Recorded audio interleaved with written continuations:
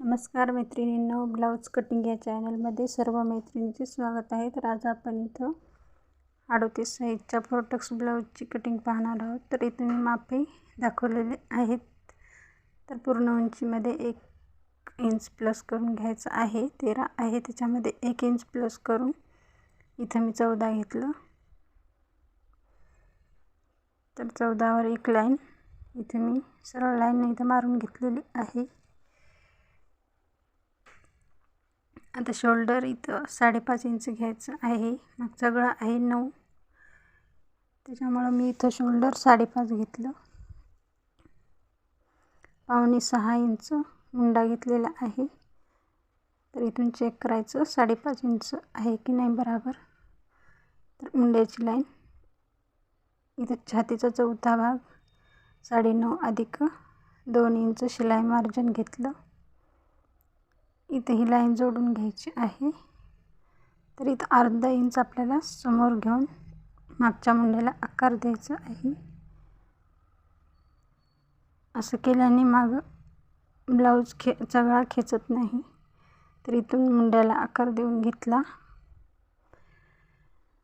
तिथं कंबर आहे 30चा चौथा भाग 7.5 इंच, 1 इंच टक्ससाठी आणि 2 इंच शिलाई मार्जिन.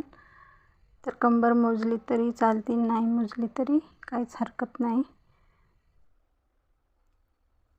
इथं बघा गळा घेतलेला आहे 2.5 आणि शोल्डर घेतलं 3. तर इथं 9चा गळा आहे, त्याच्यामध्ये अर्धा इंच प्लस करून 9.5 घेतलं. खाली गळा रुंदी 2.25 घेतली. आता इथं सरळ लाईन ओढून इथं बॉक्स तयार केला. 1 इंचावरून गळ्याला आकार दिला.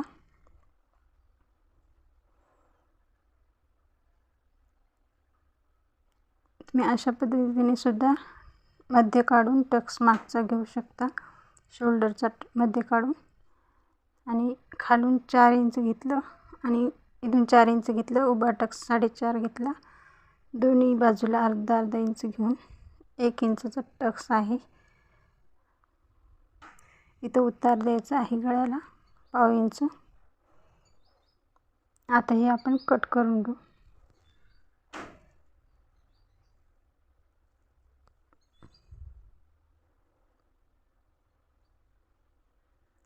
गळा आपल्याला अगोदर कट करायचा नाही. आता आपल्याला हाच भाग ठेवून समोरचा भाग कट करायचा आहे दुसऱ्या पेपरवर. तर इथं 1/2 इंच आपल्याला हुक पट्टीसाठी थोडंसं 1/2 इंचाचं अंतर समोर ठेवायचं आहे. तिथून आपल्याला समोर हा मागचा पार्ट ठेवायचा आहे आणि अशा पद्धतीने इथं जसा आहे तसा आखून घ्यायचा आहे.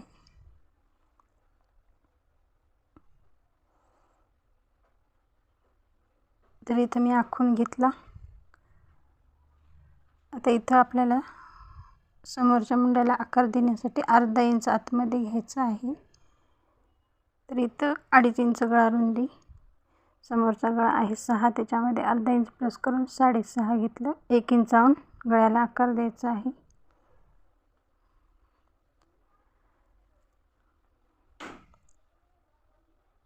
खाली 1 इंच वाढवून घ्यायचं आहे समोरच्या भागासाठी. तर इथे 1 इंच वाढवून घेतलेला आहे. आता आपण हे शिल्लक भाग कट करून टाकू. आता क्रॉस पट्टीसाठी आपल्याला इथून 12 इंचावर एक लाईन पॉईंट द्यायचा आहे आणि ही क्रॉस पट्टीची लाईन इथं ओढून घेतली. बघू शकता हे 3 इंच आली. वर अर्धा इंच घेऊन घ्यायचं आहे आणि इथून 4 इंच पर्यंत आपल्याला अशा पद्धतीने क्रॉसमध्ये थोडंसं खाली घेऊन आकार देऊन घ्यायचा आहे. तर इथं 2 इंच घेतलं उभा टक्स आणि दोन्ही बाजूला अर्धा इंच घेऊन टक्स जोडून घेतला. इथं मध्य काढायचं आहे. मध्यातून एक पॉईंट दिला. इथून 1.5 इंचावर एक पॉईंट दिलेला आहे. तिथून सरळ लाईन ओढून घ्यायची आहे. 1/2 इंच दोन्ही बाजूनं शिलाईसाठी घेत असतो. तर इथं वर 2 इंच घ्यायचं. इथून सुद्धा 1.5 इंचावर एक पॉईंट द्यायचा आहे आणि तिथून वर 1.5 इंचावर एक पॉईंट द्यायचा. तर ही लाईनसुद्धा जोडून घ्यायची आहे. टक्सची ही लाईनसुद्धा जोडून घ्यायची आणि इथंसुद्धा पाव इंच शिलाईसाठी लागत असते. तर या तिन्ही पॉईंटला पाव इंच लागत असते आणि खालच्या पॉईंटला अर्धा इंच. तर 1 इंच तिथं समोर आपण वाढवलेलं आहे, इथं अर्धा इंच. आता हे जोडून घ्यायचं आहे. तर कट करून घ्यायचं आहे.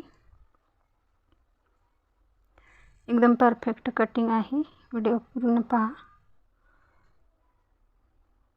तर आता हे आपल्याला व्यवस्थित कट करून घ्यायचं आहे. तर इथं गळा कट करणार आहे. इथं गळ्याला पाव इंच उतार द्यायचा आहे. तर अशा पद्धतीने आपली ही दोन्ही भागाची कटिंग झालेली आहे, समोरच्या आणि मागच्या. तर बघू शकता मैत्रिणींनो, चॅनलवर नवीन असेल तर चॅनलला नक्कीच सबस्क्राईब करा. व्हिडिओ आवडला असेल तर व्हिडिओला लाईक करा. जास्तीत जास्त सबस्क्राईब करायला विसरू नका. तर इथं आपली दोन्ही भागाची कटिंग झालेली आहे. तर आता आपण बाहीचं कटिंग पाहणार आहोत. बाही आहे आपली 8 इंचाची. तर इथं डबल फोल्ड करून घेतला आहे पेपर. तर 9 इंच घेतली लांबी आणि रुंदीसाठी आपण छातीचा चौथा भाग घेत असतो. खाली इथं 3 इंच घ्यायचं आहे. आपली बाही 8 इंचाची आहे, त्याच्यामुळं वर 1.5 इंच, तिथून दोन्ही 1.5 इंचापर्यंत आकार जोडत न्यायचा आहे. अशा पद्धतीने अर्धा इंच आतमध्ये घ्यायचं. इथं 6 इंच दंडघेर आणि 2 इंच शिलाई मार्जिन. आता आपण कट करून घेऊ.